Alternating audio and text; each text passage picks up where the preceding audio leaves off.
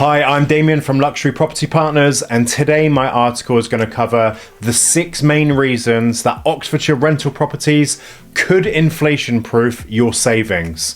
So inflation and recessions can be nerve-wracking for many people and their hard-earned savings and wealth. Yet there are 6 reasons which make investing in private rental properties a potentially very wise investment in these very changeable times. My article today is going to look at how investing in Oxfordshire property could help you hedge against inflation and actually protect your savings and wealth against a possible recession.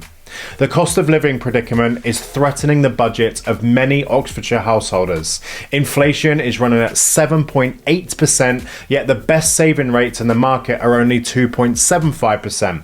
This is because of low Bank of England interest rates, and this means that the value of people's savings is falling very, very fast. To add insult to injury, the possibility of a recession on the horizon could add another nail in the coffin of people's wealth and savings. So looking back at the last recession, ignoring the 2020 COVID recession, the stock market dropped 40% during the credit crunch of 2008-2009. Scarcely a soothing thought if you worry about a recession looming in the next couple of years. A recession can have catastrophic impact on household budgets, as a weaker economy characteristically means that salaries drop and people get made redundant. So why would I suggest that Oxfordshire rental properties will help to protect your wealth and hedge against inflation? So Oxfordshire rentals aren't perfect, yet in many ways they go a long way to help, and I'll tell you why. So firstly, one of the most significant benefits of investing in residential property is to hedge against inflation. An inflation hedge is an investment that defends against the decreased purchasing power of your money that results from the loss of its worth or the value due to inflation. The last time the UK suffered high and persistent inflation was back in the 70s. In 1973, the average British household was worth £9,942, and in 1980, the same house was worth £23,000. If the same £10,000 had been invested instead of the stock market back in 1973, it would have been worth £19,384 in 1980.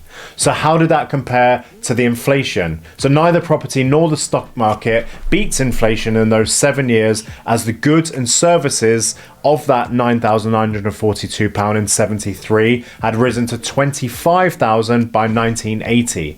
But investing in the stock market between 1973 and 80, that stock market investor would have actually lost 25% of their investment in real terms, compared with only 10% for the property investors.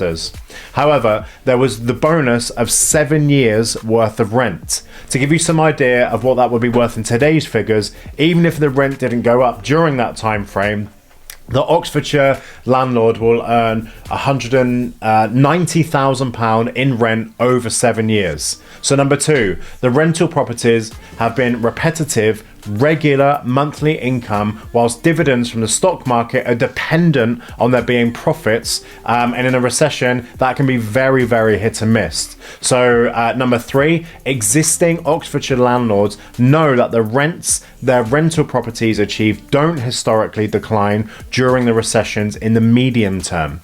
In 2008, Oxfordshire rents dipped by 5.2%, yet they soon bounced back a year later. And even if average rents do go down, every rent is fixed at the start of the tenancy. Also, it's infrequent for a tenant to renegotiate a reduction in rent mid-tenancy, even if the average does drop. Number 4, property prices sometimes fall during recessions. So in 2008, the credit recession, Oxfordshire property values dropped by 23%, dropping from 290,000 at the peak in October 2007 to 223,000 in February 2009, before they started to rise again. Yet, as I stated, the stock market dropped 40%, with the credit crunch. Also previously, the stock market dropped by 36% on Black Monday before the early 1990s recession, and 55% in 1974. So what sort of drop would you prefer? So number 5, almost Guaranteed rental payments and insurance can be taken out for rental payments. You can't get that on stocks and shares. Also, the government will cover most or all of it of the rent when someone is made redundant and needs to apply for social security. Number 6, for those Oxfordshire landlords who take a mortgage, inflation can be a benefit. The first is the effect of inflation on mortgage debt. As Oxfordshire house prices rise over time, it reduces the loan to value percentage of your mortgage debt and increases your equity. Excuse me, you will have a lower interest rate when you remortgage in the future because of the lower loan to value percentage. Also, as the equity in your Oxfordshire rental property increases, assuming you fix your mortgage, your payments, they're going to stay the same. And finally, inflation also helps Oxfordshire buy-to-let landlords because rents tend to increase with inflation. So as rents go up, your fixed rate buy-to-let mortgage payments, they stay the same, creating the prospect of more significant profit from your buy-to-let investment. Yet, there are also massive downsides to renting. Rent arrears can be a worry though, and however, during 2021, landlords who used a letting agent were, according to an investigation from Denton House Research, 272% less likely to be in arrears of 2 months or more. One of the biggest reasons in the more stringent tenant referencing that letting agents tend to do compared to landlords who do it themselves, and at our agency we like to reference tenants carefully for job security, stability and any history of non-payment on rent.